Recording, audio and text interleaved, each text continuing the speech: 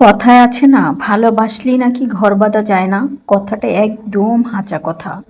আবার কাউকে মন প্রাণ দিয়া উজাড় কইরা ভালোবাসলেও তারে ছাড়া অন্য কিছু ভালো লাগে না।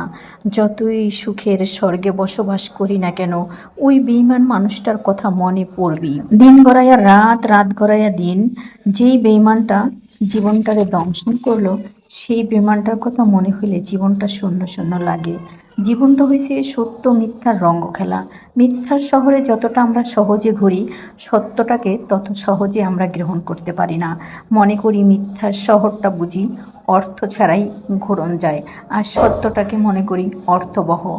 এখন তো মানুষ স্বার্থ ছাড়া কারো পিছনে ঘুরে না। স্বার্থর জন্য যে জীবনে আসে, সে স্বার্থ পূরণ হয়ে গেলে জীবনে আর থাকে না।